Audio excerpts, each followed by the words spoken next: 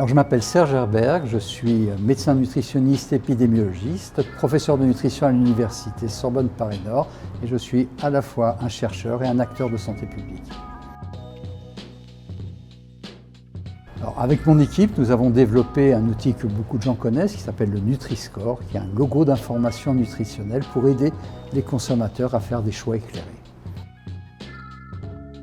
Alors, le Nutri-Score, c'est un outil très simple, même s'il est basé sur la science. Ça se présente sous forme d'un logo coloriel du vert au rouge, du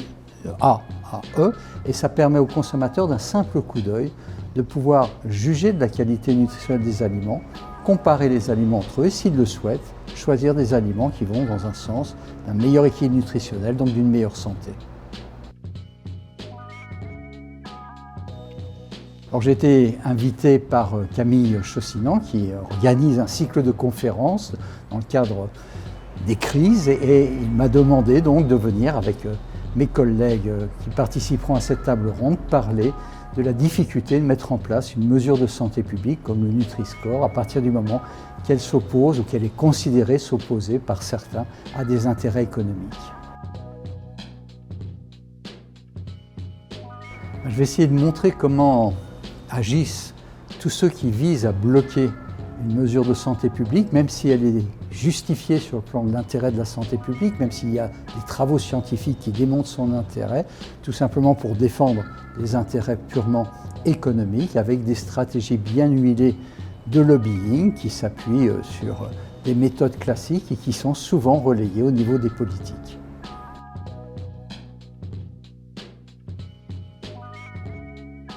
On est dans un système où aujourd'hui, non seulement les lobbies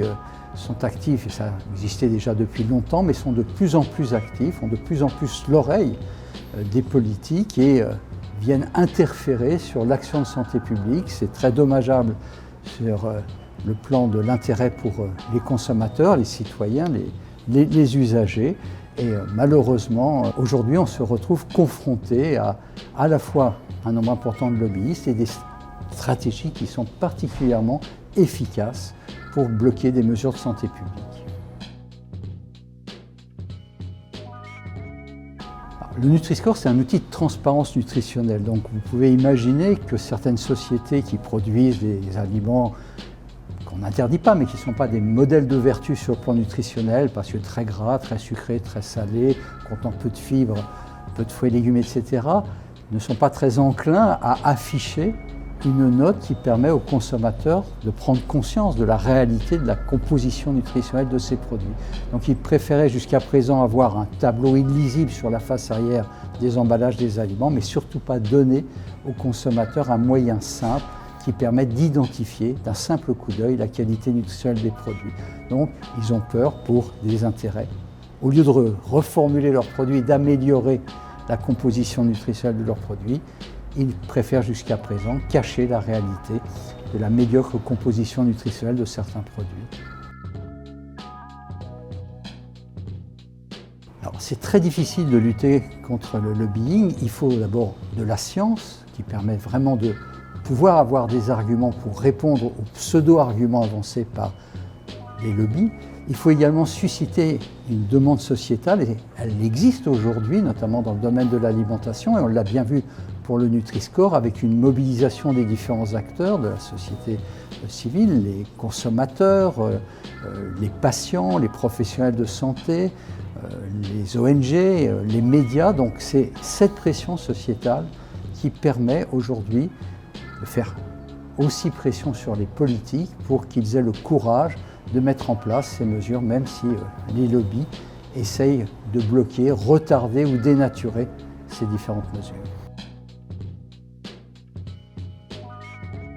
Alors on se retrouve dans une situation où on n'a pas trop de mal à convaincre le ministère de la Santé de l'intérêt d'une mesure de santé publique comme le Nutri-Score, mais il y a d'autres ministères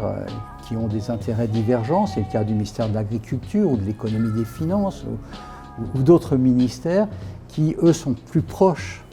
des acteurs économiques et qui vont s'opposer. Donc il faut bien sûr s'appuyer sur le ministère de la Santé, mais qui a un poids souvent, malheureusement, dans les arbitrages interministériels assez faible par rapport à d'autres ministères. Et c'est là où on a besoin de cette demande sociétale,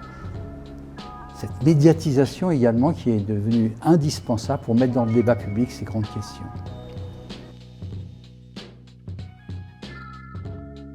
Bien, je crois qu'aujourd'hui, ce qui est très important pour la jeune génération, c'est d'être conscient de ce qui se passe en dessous de ce que l'on peut voir, et que lorsque des batailles sont engagées pour défendre la santé et la santé publique, ils ont un rôle à jouer en tant que citoyens, en tant que futurs professionnels, et ils doivent garder à l'esprit la nécessité de combattre un peu tout ce qui va à l'encontre de l'intérêt de notre société, et ne jamais désespérer, et qu'il faut se battre, et que quand on se bat, on n'est pas sûr de gagner, mais si on ne se bat pas, on est sûr d'avoir perdu. Un coup de baguette magique, ce serait